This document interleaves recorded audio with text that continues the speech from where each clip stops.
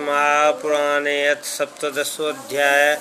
महाराज पृथु के पृथ्वी पर कुपित होना और पृथ्वी के द्वारा उनकी स्तुति करना। श्री मैत्री जी कहते हैं इस प्रकार जब बंदी जन महाराज पृथु के गुण और कर्मों का बखान करके उनकी प्रशंसा की, तब उन्होंने भी उनकी बड़ाई करके तथा उन्हें मनचाही वस्तु देकर संतुष्ट किया। उन्होंने ब्राह्मणों, चारों वर्णों, सेवकों, मंत्रियों, पुरोहितों, पूर्ववासियों, देशवासियों, भिन्न भिन्न व्यवसायियों तथा अन्य अज्ञानुवर्तियों का भी सत्कार किया। विदुर जी ने पूछा, ब्राह्मण, पृथ्वी तो अनेक रूप धारण कर सकती है, उसने गौ का रूप ही क्यों धारण किया? और जब महाराज पृथु ने उसे दूहा तब बछड़ा कौन बना और दूहने का पात्र क्या हुआ? पृथ्वी देवी तो पहले स्वभाव से ही ऊंची नीची थी, उसे उन्होंने समतल किस प्रकार किया? और इंद्र उनके यज्ञ संबंधी घोड़े को क्यों हर ले गए? ब्रह्म ज्ञानियों में श्रेष्ठ भगवान सनत कुमार जी से ज्ञान और विज्ञान प्राप्त करके वे राजर्षि किस गति को प्राप्त हुए? पृथु रूप से सर्वेश्वर भगवान श्री कृष्ण ही अवतार ग्रहण किया था। अतः पुण्यकीर्ति श्री हरि की उस पृथु अवतार से संबंध रखने वाले जो और भी पवित्र सत्य हो, वे सभी आप मुझसे सुन कहिए।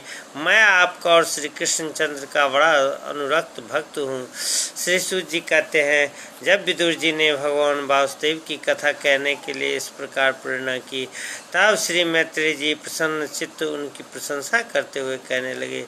श्री मैत्री जी ने कहा, विदुर जी, ब्राह्मणों ने महाराज पृथु का राज्याभिषेक करके उन्हें प्रजा का रक्षक उद्घोषित किया। इन दिनों पृथ्वी अन्नहीन हो गई थी, इसलिए भूख के कारण प्रजाजनों के शरीर सूख कर कांटे हो गए थे। उन्होंने अपने स्वामी पृथु के पास आकर कहा, राजन, जिस प्रकार कोटर में सुलगती हुई आग से पेट जल जाती है, उसी प्रकार हम पेट की भीषण ज्वाला से जले जा रहे हैं। आप शरणागतों की रक्षा करने वाले हैं और हमारे अन्नदाता प्रभु बनाए गए हैं, इसलिए हम आपकी शरण में आए हैं। आप समस्त लोगों की रक्षा करने वाले हैं, आप ही हमारी जीविका के भी स्वामी हैं। अतः राजराजेश्वर, आप हम क्षुधा पीड़ितों को शीघ्र ही अन्न देने का प्रबंध कीजिए। ऐसा न हो कि अन्न मिलने से पहले ही हमारा अंत हो जाए। श्री मैत्री जी कहते हैं, क्रूरबार प्रजा का करुण क्रंदन सुनकर महाराज पृथु बहुत देर तक विचार करते रहे। अंत में उन्हें अन्नाभाव का कारण मालूम हो गया और पृथ्वी ने स्वयं ही अन्न एवं औषधि को अपने भीतर छिपा लिया है। अपनी बुद्धि से इस बात का निश्चय करके उन्होंने अपना धनुष उठाया और त्रिपुर विनाशक भगवान शंकर के समान अत्यंत क्रोधित होकर पृथ्वी को लक्ष्य बनाकर बाण चढ़ाया। उन्हें शस्त्र उठाए देख पृथ्वी कांप उठी और जिस प्रकार व्याध के पीछा करने पर हरिण भागती है, उसी प्रकार वह डर कर गौ का रूप धारण करके भागने लगी।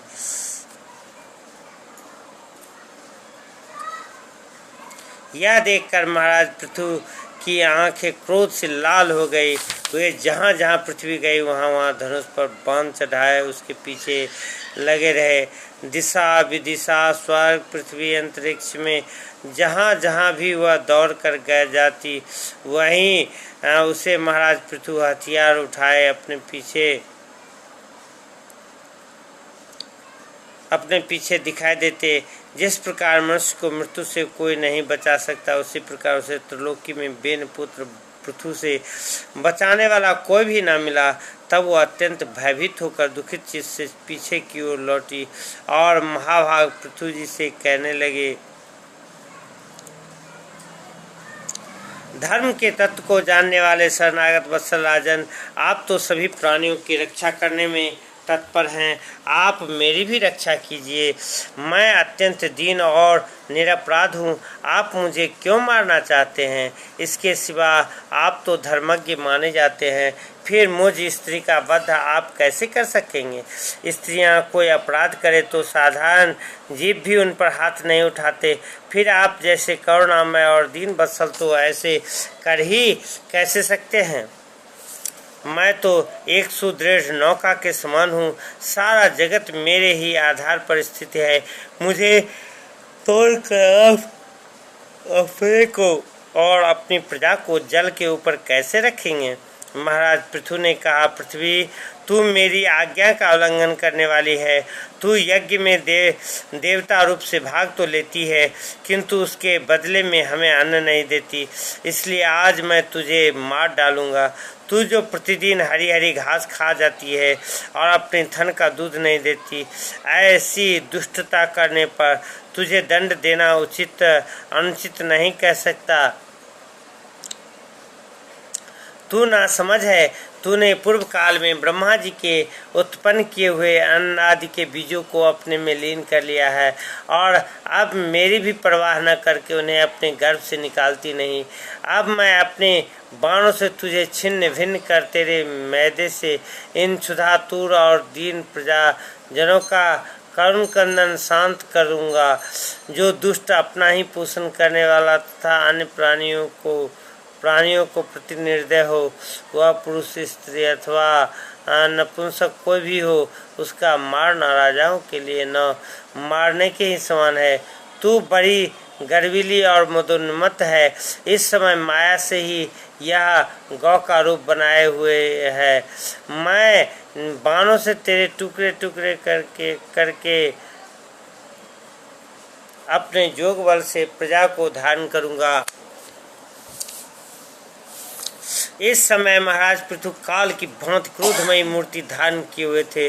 उनके ये शब्द सुनकर धरती कांपने लगी और उसने अत्यंत विनीत भाव से हाथ जोड़कर कहा। पृथ्वी ने कहा, आप साक्षात परम पुरुष हैं तथा अपनी माया से अनेक प्रकार के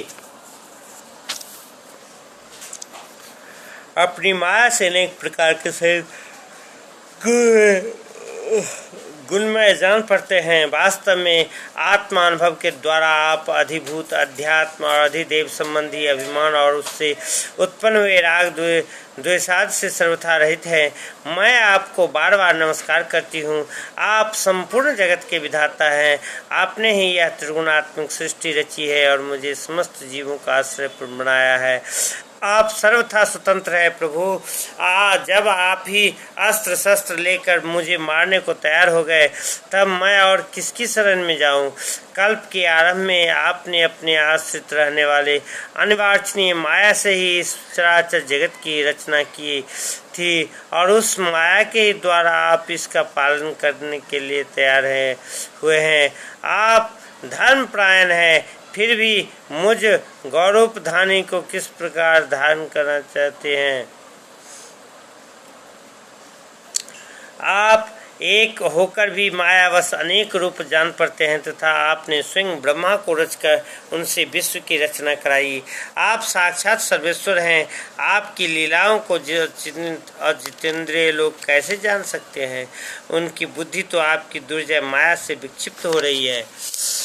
आप ही पंचभूत इंद्रिय, उनके अधिष्ठात्री देवता, रे बुद्धि और अहंकार रूप अपनी शक्तियों के द्वारा क्रमशः जगत की उत्पत्ति, स्थिति और संहार करते हैं।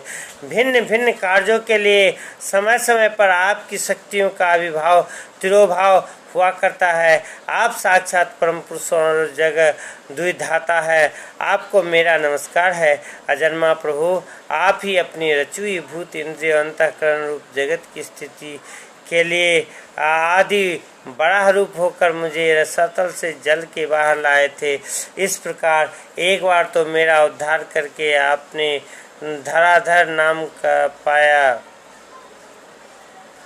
पाया था। आज वही आप वीर मूर्ति से जल के ऊपर नौका के समान स्थिर मेरे ही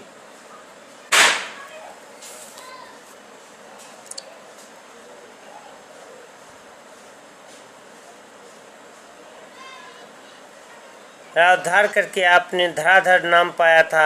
आज वही आप वीर मूर्ति से जल के ऊपर नौका के समान स्थित मेरे ही आश्रय रहने वाली प्रजा की रक्षा करने के अभिप्राय से मैं पेने पेने बांध चढ़ाकर दूध न देने की अपराध में मुझे मारना चाहते हैं।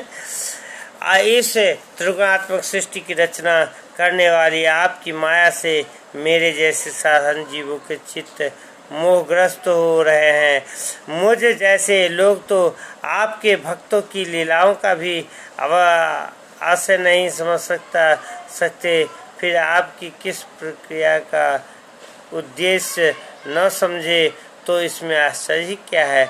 अतः जो इंद्रिय संयमादि के द्वारा मेरा